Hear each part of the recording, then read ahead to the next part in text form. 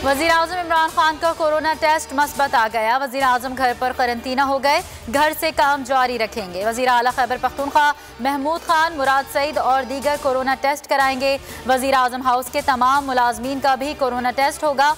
असद उमर कहते हैं वज़ीर आज़म को वैक्सीन लगवाने से कबल कोरोना हो चुका था। मुआविन खुसूसी बराए सेहत डॉक्टर फैसल सुल्तान कहते हैं कोरोना बढ़ रहा है, एहतियात ना की तो सूरत हाल हाथ से निकल सकती है।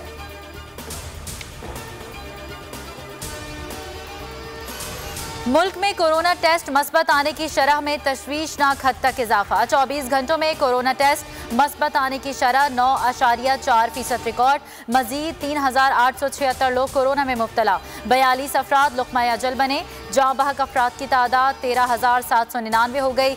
एक्टिव केसेस 29,576 हो गए। इस्लामाबाद में रात 10 बजे के बाद आउटडोर डाइनिंग पर पाबंदी। हफ्ता और इतवार बाजार और रेस्टोरेंट्स मुकम्मल तौर पर बंद रहेंगे। नोटिफिकेशन जारी। खैबर पख्तूनख्वा में भी तिजारती मराकज़ 2 रोज़ के लिए बंद।